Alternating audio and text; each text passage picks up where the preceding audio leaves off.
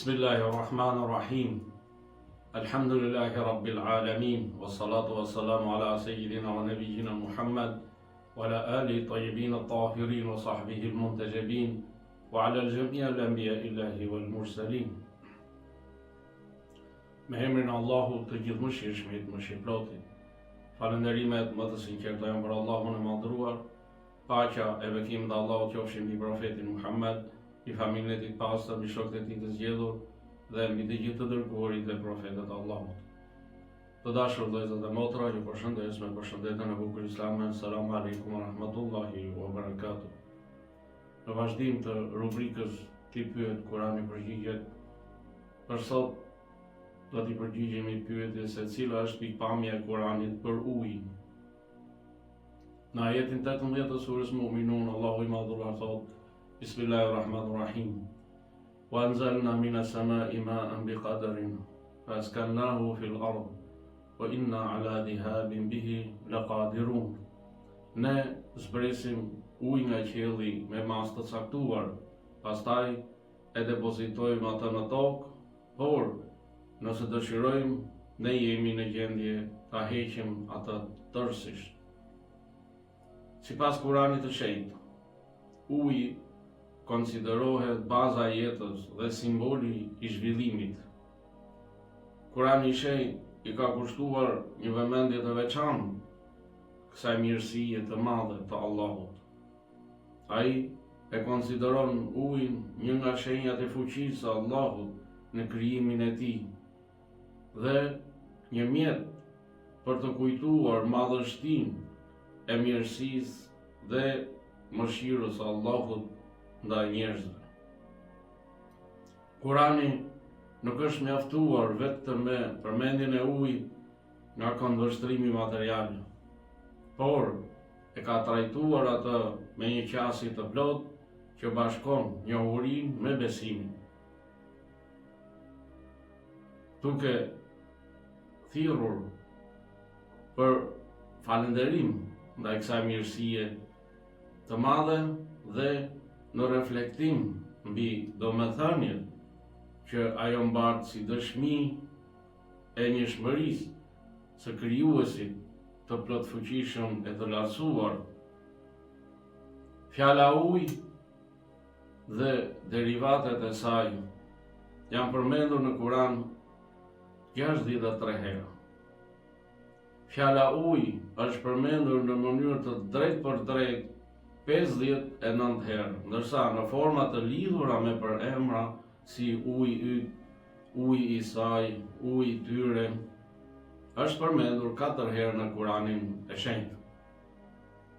Uji nuk përdoret vetëm për të pirë, por ka funksione të shumta, në të cilat shfaqet urtësia e krijuesit të lartësuarit Allahut fuqiplot. Sipas Kuranit të shenjtë, ato funksione të ujit janë: funksioni i parë, dhënia e jetës.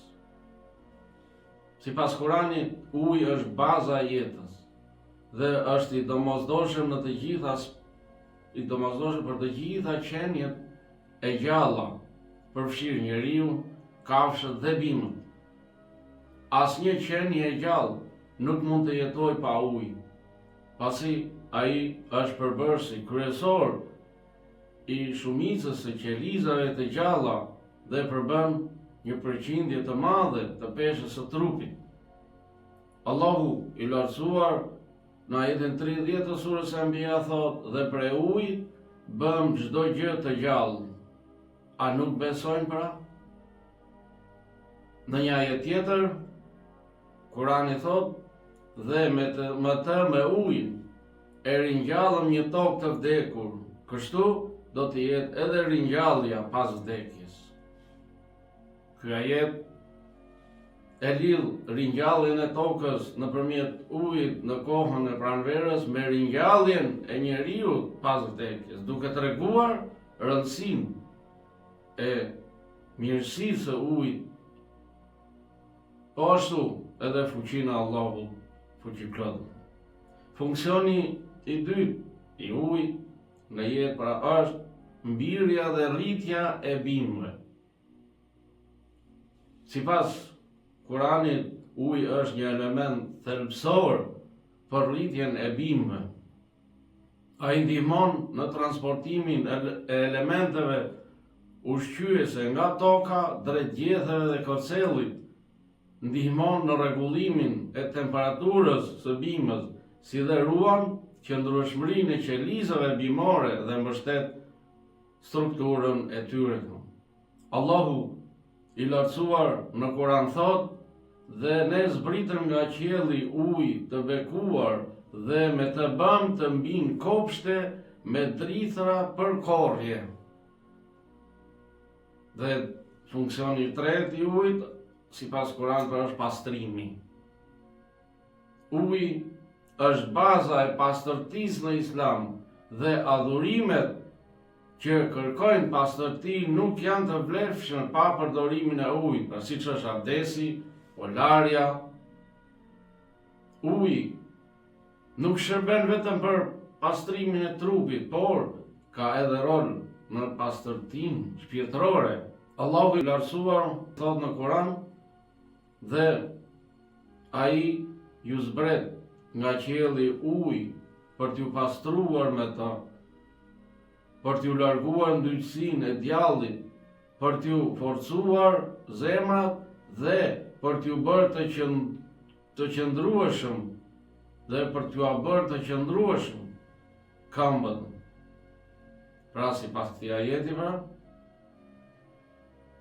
uji në Kur'an nuk është thjesht një element material, por një shenjë hyjnore që tregon madhështinë e krijimit dhe përsosmërinë e urtësisë së Allahut fuqiplot. Allahu i lartësuar ka lidhur në librin e tij, në Kuranin, dhuntinë e ujit me shpërblimin në botën tjetër. Në xhenet ai paraqet si një nga format më të bukura të kënaqësisë së përjetshme, ndërsa në xhehenem si një nga format më të ashpra të ndëshkimit dhe të vuajtjes. Ky kontrast fuqizon kuptimin e njeriu pra përgjegjësinë ndaj kësaj mirësie të madhe, pra të ujit, dhe e nxit të falenderojë Allahun dhe të kryej vepra të mira.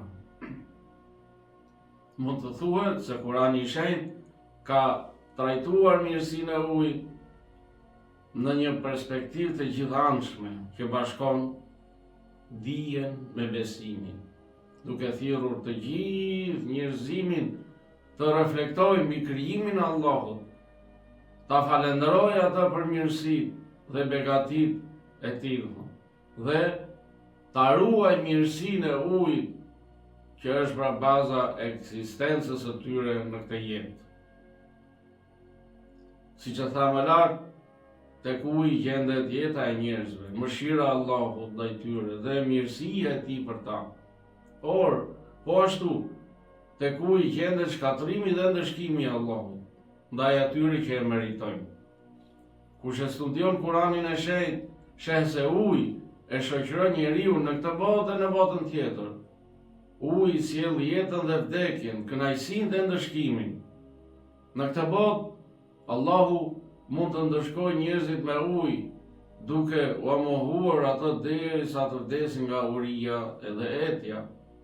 Ai mund të fundos mohuesit e tiranët dhe zullumqarët, ashtu siç ndodhi me popullin e profetit Nuh, paqja qoftë mbi të, kur Allahu i hapi dyert e qiellit dhe shpërtheu burimet e tokës, duke ndodhur përmbytja e madhe që fundosi tokën dhe gjithçka mbi të.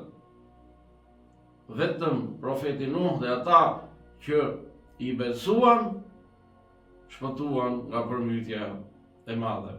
Për këtë Allahu i lartësuar thot: "Dhe ne hapëm dyert e qiellit me ujë që derdhej dhe shpërthyen burimet e tokës, e u takua uji sipas një urdhri të vendosur, dhe ne e mbartëm atë mbi anije të ndryshme dhe të forta." Sura Al-Qamar, ajetet 11-13. Kur faraoni arriti kulmin e tiranisë e të padrejtësisë, shkatrimi i tij erdhi po nga uji. Për këtë Allahu thot, ai donte ti shtynte ata nga toka, por ne e fundosëm atë dhe gjithë ata që ishin me të. Në botën tjetër, Allahu e ka bërë ujë një nga llojet më të larta të kënaqësisë për besimtarët në xhennet.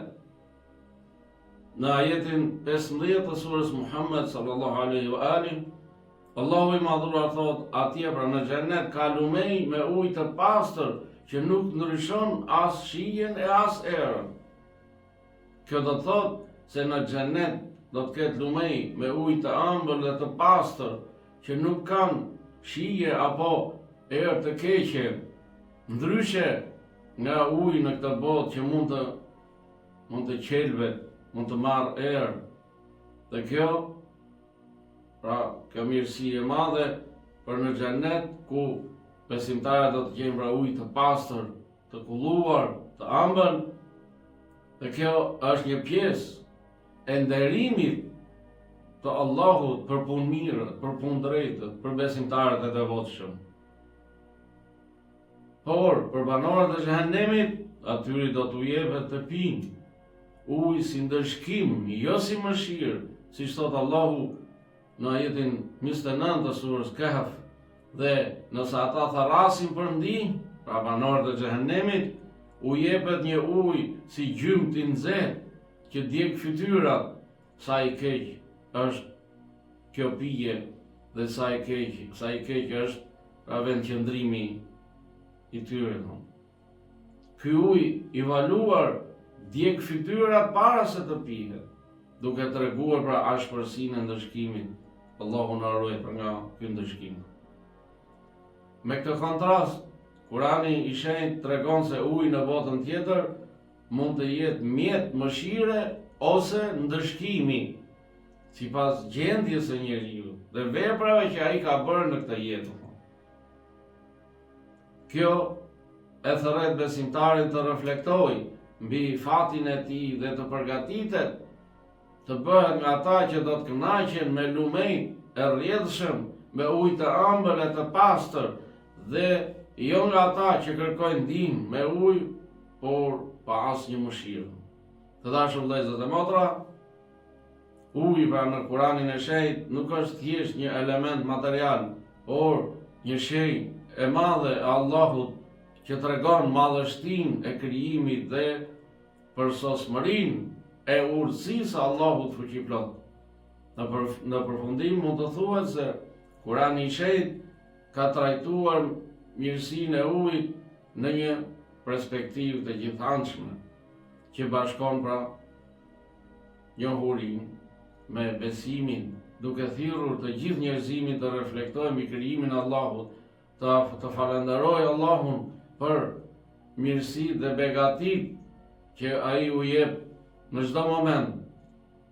Dhe Kurani fton që ta ruajmë këtë mirësi të madhe, pra ujin, e cila pra kjo mirësi është baza e ekzistencës së gjallësave në këtë jetë. Të flasësh pra për mrekullit inshallah të ujit, duhen me kohë më e gjatë dhe ne inshallah do të trajtojmë në emisionet e ardhshme këtë çështje. Do të mjaftohemi sot vetëm me këto funksionet e ujit, sipas Kuranit të shenjtë. Allahu ta bëht për atyre që i njohin, i vlerësojnë dhe i ruajnë mirësitë e Allahut të madhëruar. Selamu alaikum wa rahmatullahi wa barakatuhu. Paqja, bekimet, mirësitë dhe mëshira Allahut qofshin mbi ju.